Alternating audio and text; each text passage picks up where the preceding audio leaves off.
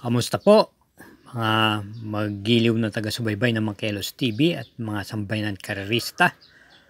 Muli tayong nasa ere ang Makelos TV upang magbigay ng ating giya sa araw na to, July 18, 2025, Friday.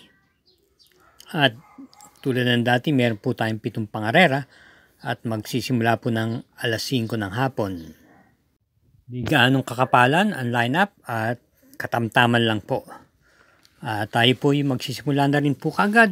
Kaya ihanda nyo na po ang inyong mga pluma at papel. Salamat po. Karera numero 1. Ito po ay isang 3-year-old and above maiden race for placers at may distansyang 1,400 meters. Start po ng winner take all, races 1 to 7. Post time is 5 o'clock p.m. Full gate, 14 entries. Atin pong mga napipisil pampremera rito ay kapaparehos na imported horse. Pampremera po natin yung numero 3 Borderline na isang imported horse. Papatnubayan po ni JB Hernandez. Ito po yung nag-barrier run nitong last June 6 at dumating lamang po ng segunda pwesto po to kay Paddington. At nag-champ po siyang 129.6. Nung tumakbo po siya sa isang regular race noong last June 20, ito po yung nasigunda po kay Exalted. Same rider po. Pero nag-umento po ang tempo niya, nag 127.4. Ito po yung may taglay din naman bilis. Bilang panigunda po natin dito, yung baguhan lang na gagaling lang sa kanyang novato, yung numero 11 imported horse, Madre Taberna, na maganda rin po kaagad ang ikinilos niya sa novato race niya, Lulan CPM Cabalejo, at nagtiyempong 1 minute and 14 sa 1,200 meters. Kung kakalkulay natin po to sa distansyang 1,400 meters, pwede po itong magtiyempo na in between 127 to 128.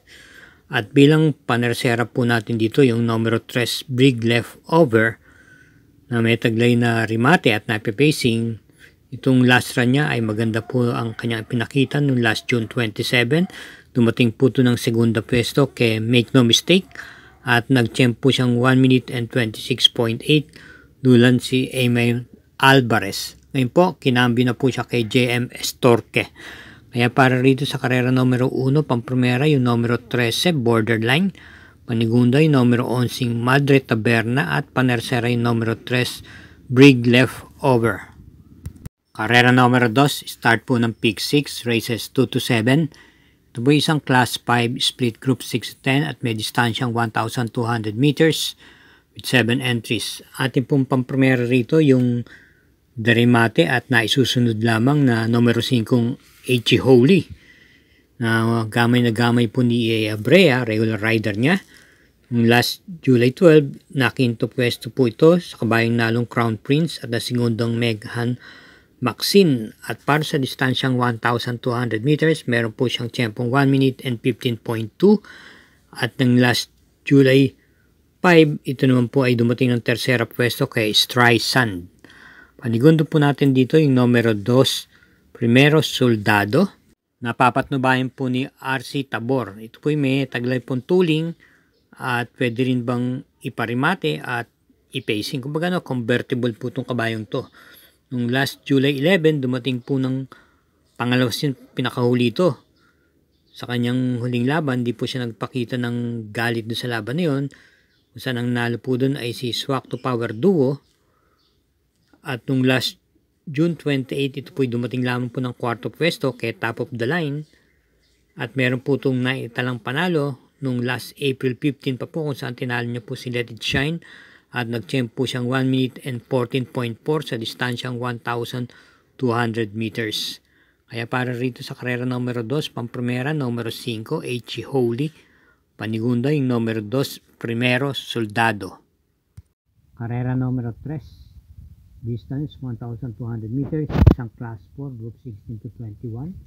Start ng Peak 5, races 3 to 7, 8 entries.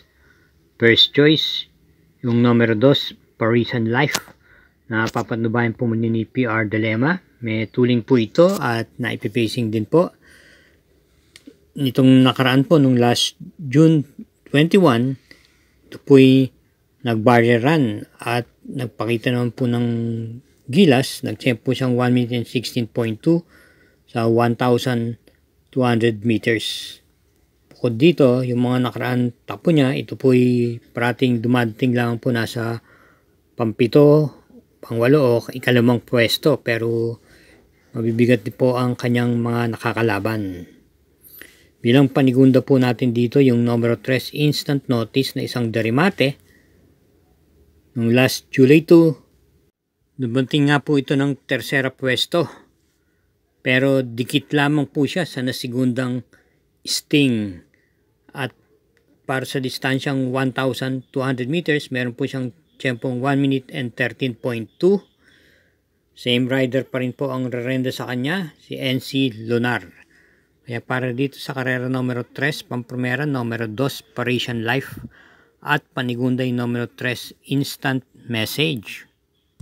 Karera numero 4, start po ng Peak 4, races 4 to 7, distance 1,200 meters, isang class 5, split group 6 to 10, at binubuo po ito ng 8 kalahok. Bilang pamprimera po natin dito, yung numero 1, Super Spunky, na muling rendang po ni PR Dalema. May taglay na bilis, at sa aking pakiwari, siya na rin po ang magdadala ng marcha sa unahan. Magkakaroon lang po ng konting challenge dun sa kabayong numero 5 Mellifluous at yung numero 8 Tanging Ikaw na kapwa may taglay naman pong bilis. Nung last July 9, hindi po nang pagkita ng buti ito at dumating pong pinakuli doon sa karerang pinalun po ni Tough Feeling. Pero nung bago doon, maganda na po ang kanyang mga tinatakbo tulad nung last June 28, na quinto pwesto po ito kay Isla Puning Bato. Nung last June 15, na segunda naman po kay Bohemian. At nung last June 6, nakapagtala po ito ng panalo ng banderang tapos kung saan tinalo niya po si Cole Digger at nasigundang Grand Laughter. At nagtiyempo siyang 1 minute and 13.4 sa 1,200 meters.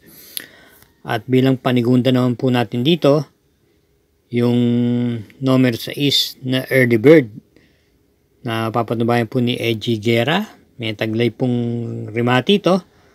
At nung last June 6, maganda naman po kanyang itinakbo kung saan na tersera pwesto po siya kay Rule the World.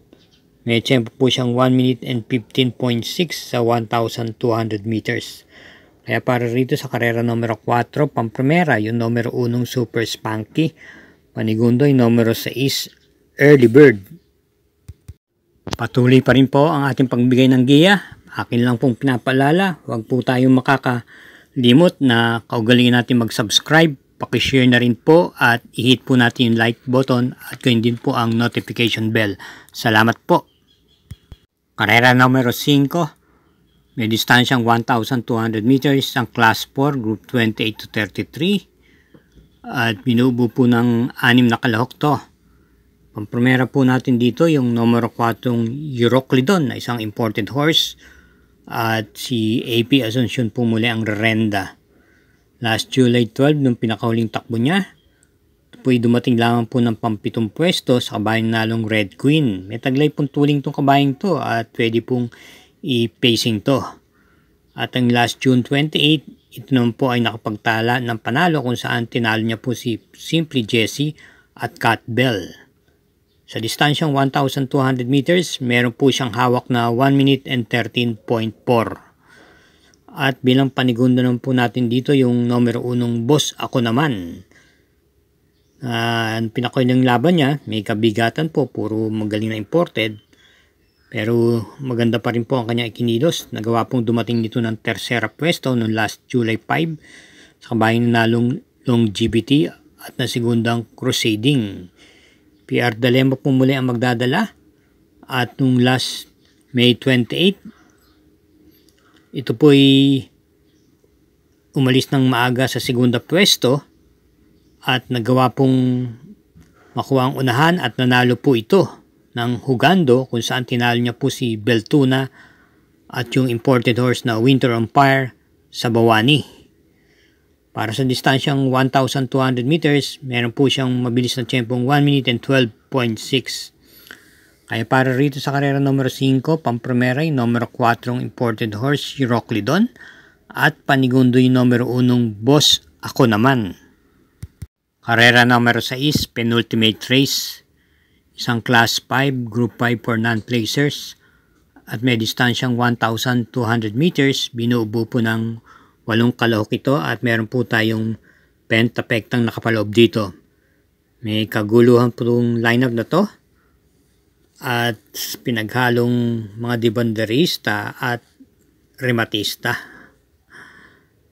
Dito po tayo lalagay, pampremera po natin yung numero 3, Jisong. Ito po ipapatnubayan muli ni RJC Tabor. May remate po itong kabayong to at pwede rin pong isunod-sunod lamang. Yung mga nagdaan takbo niya, hindi ganong nagpapakita ng buti.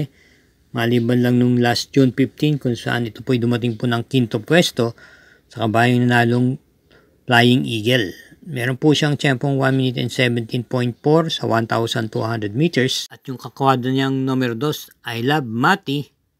Ating panigunda, ito po ay lihito mong darimate.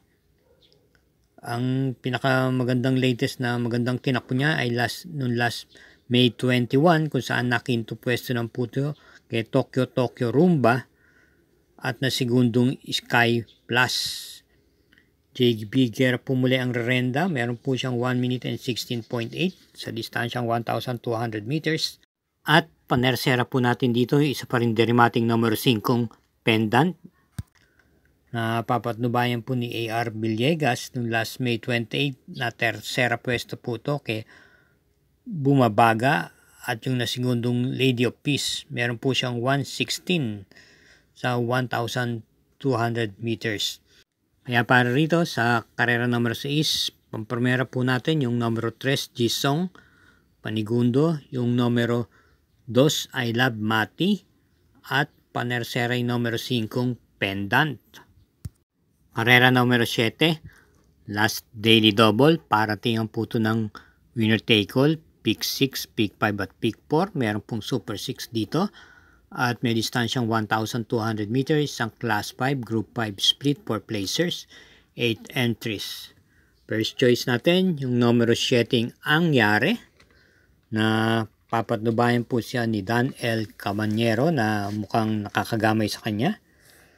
Nung last July 2, tumakbo po to at dumating po to ng 5th pwesto sa kanyang kakwadrang nanalong Electrify. Same rider din po.